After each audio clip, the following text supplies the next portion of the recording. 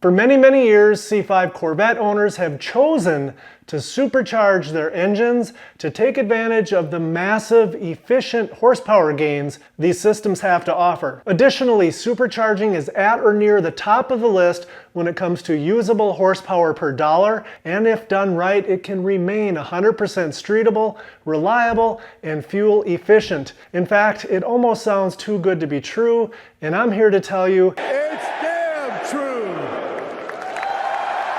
If you stop by this channel often, then you likely have heard me talk about centrifugal and Roots style supercharging, as I've done plenty of videos on each over the past few years. So why am I such a cheerleader for supercharging? It's because I've had the Roots style supercharger on the Fiero for over a decade. I've had the centrifugal supercharger on the C5 for about 6 years, and every time I take one of them for a spin, it's absolutely breathtaking. So in today's video, we will compare and discuss these two very different types of superchargers. We'll go through the pros and the cons of each, all in an effort to help you to decide which type of supercharger might be best for your intended use. So stick around. Toys for life. Let's start out with a general overview of each type of supercharger system. The centrifugal system, like the one on the C5, generally consists of a head unit, a blow-off valve, a whole bunch of large diameter tubing, an intercooler, larger fuel injectors, and a custom tune. A belt that is driven off of the engine spins the impeller, which is contained within the head unit. That in turn sucks air into the head unit through the air filter. Once the air enters the head unit, the impeller, which is spinning much faster than the engine itself, pressurizes the air and forces it out of the head unit, usually through some larger tubing into the intercooler. Anytime you take a certain volume of air and pressurize it, the heat that was in that air gets condensed as well, and as a result, the air that is actually leaving the head unit has a much higher temperature than the ambient air that entered the head unit, and that is generally not ideal for maximum safe power production. So the intercooler's job is essentially to remove and dissipate some of that extra heat we generated when we pressurize the air. Then the air that is entering the engine can be a little bit closer to ambient, allowing it to make maximum horsepower and at the same time to be much safer. By contrast, the Eaton Roots hybrid style supercharger typically consists of a larger supercharger assembly that includes an adapter/manifold, and together these two items typically bolt in place of your existing intake manifold. Some, including my friend Mr. Black over at P&W Car Mods and Maintenance, affectionately refer to this setup as a belt-driven intake manifold. Generally speaking, these Eaton Roots hybrid style superchargers also include an intercooling system, but this time it's cooled by liquid, so it contains a core that's generally inside the supercharger housing, a bunch of hoses, a coolant pump, and a heat exchanger. Just like the centrifugal system, the Eaton Roots hybrid style will also require and typically include larger fuel injectors to support more horsepower and will require a custom tune. I forgot to mention it earlier, but both the centrifugal and the Eaton Roots hybrid style systems will require an upgrade to your fuel delivery system. This is typically done by either replacing the fuel pump with an aftermarket unit or by adding a boost referenced electronic device that boosts the output of the stock pump, but only while the engine is under the influence of boost. Similar to the centrifugal style head unit, the Eaton Roots hybrid style supercharger is also driven by a belt from the engine.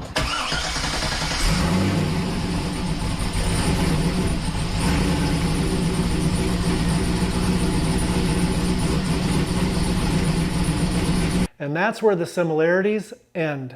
Instead of containing an impeller like a centrifugal supercharger head unit, the Eaton Roots hybrid style supercharger assembly contains a set of rotors that are connected by a set of gears, and that whole assembly is spun by the belt at extremely high speeds, and they're spinning at exactly the same speed with a very tight tolerance between those rotor lobes, which essentially seals things up pretty good. The spinning of the rotors effectively acts to suck air in one side of the supercharger assembly, and then it forces it out typically from directly underneath. Just like the Centrifugal Supercharger's head unit, as air enters the Eaton Roots hybrid style supercharger, it cannot escape the laws of physics. And therefore, its temperature increases as it is forced through the supercharger assembly and pressure builds, resulting in air temperature that is much hotter than the ambient air that entered into the assembly just a few moments ago. And so with the Eaton Roots hybrid style supercharger, this hot air is almost immediately pushed through the intercooler core, which is contained within the supercharger assembly.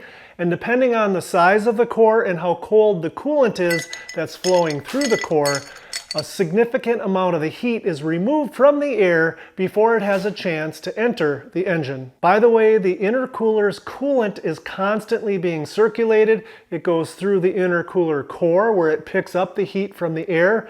It routes through a series of hoses to the front of the car where there's a heat exchanger, and that dissipates the extra heat to the atmosphere exactly the same way your radiator does for your engine's coolant. Now that you have a very general idea on how these two types of supercharger systems work, let's talk about some of the differences that you should be aware of if you're trying to decide between these two for your Corvette. Number one, how much power does it make? This is the characteristic that most of us are interested in above all others. And the good news is, generally speaking, each one of these types of supercharger systems can be sized to make as much horsepower as you could possibly want. And additionally, with each one of these systems, you can even fine-tune the power levels a little bit by swapping in a slightly larger or smaller supercharger pulley as your needs change in the future. So at the end of the day, the maximum power output levels of each one of these systems will do very little to help you decide which one is right for you. In my opinion, the most important power-related characteristic you should be thinking about is what the boost curve looks like. This is because the boost curve of each type of supercharger is going to dictate how quickly or how gradually the power comes on. And once you fully understand the shape of the power delivery curve, then you can evaluate your particular car's setup and your intended use to decide which system would be best for you. To illustrate what I just said, let's take a look at a couple of dyno sheets. The graph on the top is of my supercharged C5. It's stock displacement, stock cam, stock exhaust manifolds. And on the bottom is a friend of mine, Mr. Black's C5, which is a 6-liter engine. It's got an aftermarket cam and headers.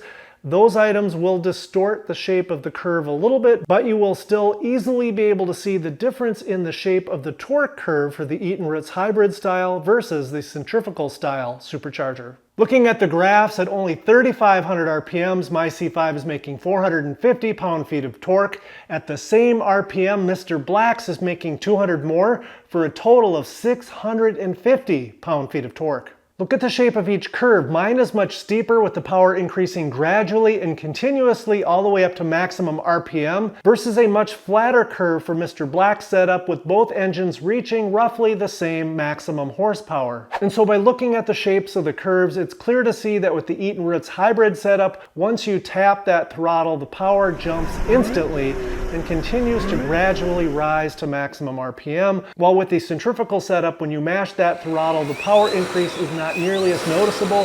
However, it does increase at a steeper rate as you hit maximum RPM and maximum horsepower. And in my view, the drastic difference in the shape of these two power curves is the most important difference between these two setups. So in my humble opinion, the Eaton Roots hybrid style supercharger is ideal for something like a C8 Corvette, where the engine is directly above the drive tires and traction is easier to come by. For C5 and C6 Corvettes, where traction's a little bit harder to come by, my personal preference is for the centrifugal supercharger. The power is a lot easier to control and it still pulls like a Banshee all the way to maximum RPM. I asked Mr. Black this exact same question. He agrees that traction can be a little difficult to come by from time to time. Okay, here we go.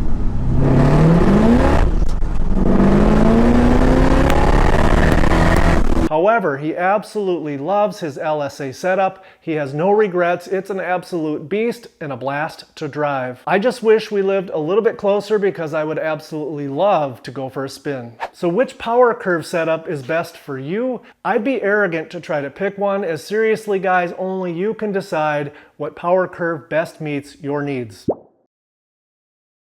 The next big difference you should take into consideration between these two kits is the fact that the Eaton Roots hybrid style kit will definitely require a new hood, or at the very least some major surgery to your existing hood, while the Centrifugal will generally fit underneath your existing hood without modification. Next, and this could be a big one depending on where you live, if you have the Vortex supercharger and you do a cold start at temperatures below 25 degrees Fahrenheit, they could void your warranty. That could be a deal killer, again, depending on where you live and how you use your Corvette. Also, once you dig into these systems, you will find that there is a ton of debate as to which type of system is more or less susceptible to heat soak and which one is more efficient. Not surprisingly, manufacturers of each type of system each claim their product is superior, and what I've typically found is that owners of each type of system tend to be very happy with their choice. So if system efficiency and or resistance to heat soak issues are important to you, you might want to take a little extra time and do further research. Cost. Now, all of these kits are fairly expensive, but if you look at the amount of horsepower you get per dollar, it's really hard to beat.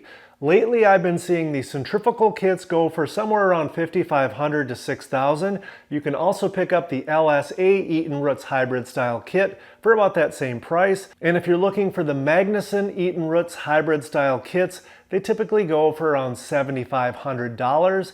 Now keep in mind, each one of these kits will require installation and tuning as well. Sound. Each one of these types of superchargers has their own unique and noticeable sound. It's 100% subjective and up to you to decide which one you like better. A big thanks to P&W Mods and Maintenance. If you are thinking about an LSA setup for your Corvette, be sure to check out his channel where Mr. Black has several well-done videos on the subject. That's going to do it for this one, guys. If you learned anything, be sure to tap that thumbs up below. If I missed anything, and I'm sure I did, leave it in the comments below. And most of all, thanks for watching.